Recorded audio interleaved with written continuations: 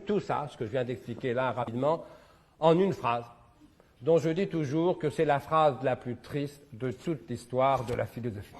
Comme ça, là, on aura touché le fond, on ne pourra plus que remonter. Alors, quand je désire ce que je n'ai pas, le manque, c'est ce que Schopenhauer, comme tout le monde, appelle la souffrance. J'ai faim, il n'y a pas à manger, souffrance. J'ai soif, il n'y a pas à boire, souffrance. Je l'aime, elle ne m'aime pas, souffrance.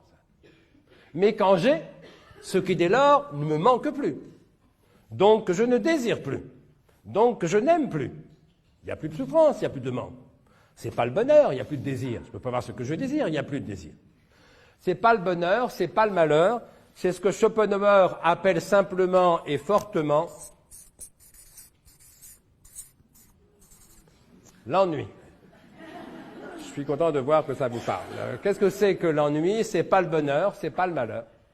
L'ennui, c'est l'absence du bonheur au lieu même de sa présence attendue.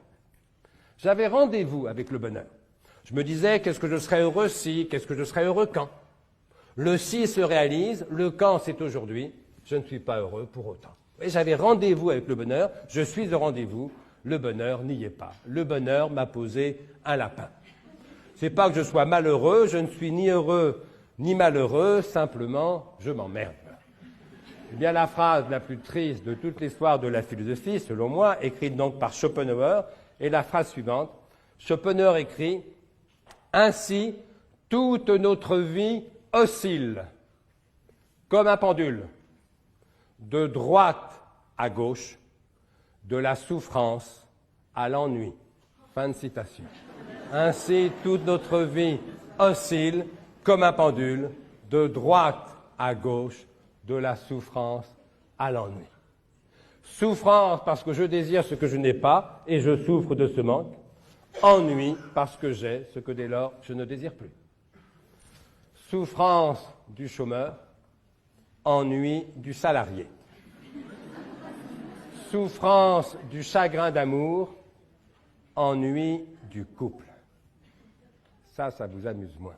Vous voyez, l'essentiel, malgré tout, c'est pas vous qui doivent le reprocher.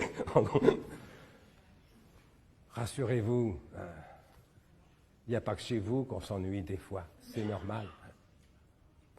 Il n'y a pas de couple où l'on ne s'ennuie jamais. Ça n'existe que dans les mauvais romans d'amour. Il n'y a pas de métier où l'on ne s'ennuie jamais. Ça n'existe que dans les mauvais livres de management, ce qui pour le coup est une espèce de pléonasme. Le philosophe Alain disait plus lucidement au début du XXe siècle, le seul métier où l'on ne s'ennuie jamais, c'est celui qu'on ne fait pas.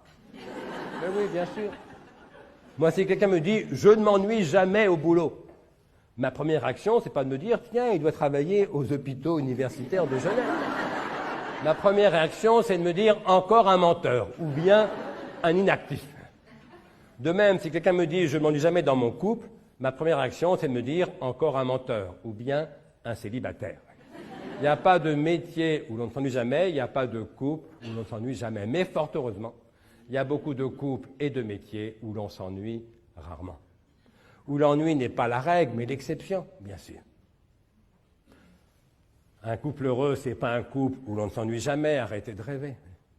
Un couple heureux, c'est un couple où l'on s'ennuie beaucoup moins à deux que tout seul. C'est déjà pas mal.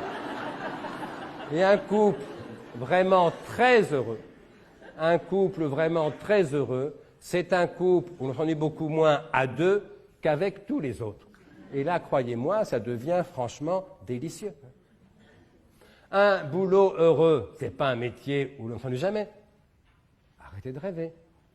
C'est parfois un métier où l'on s'ennuie moins que pendant les vacances. Ça peut arriver.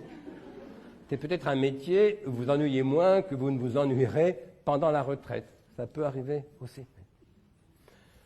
Et c'est ça que Platon n'arrive pas à expliquer. Autrement dit, il y a une chose qui donne tort à Platon, peut-être une seule ou plusieurs, mais qui reviennent tout de même. Ce qui donne tort à Platon, c'est ce fait incontestable qu'il existe parfois des couples heureux.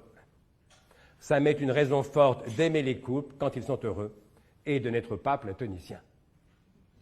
Ce que Platon n'explique pas, mais ça revient au même en vérité, c'est ce fait incontestable qu'il existe parfois des travailleurs heureux. Ça met une raison forte d'aimer le travail quand il est heureux et de n'être pas platonicien. Et comme ça, Platon est incapable de l'expliquer. On a besoin d'une deuxième théorie du désir.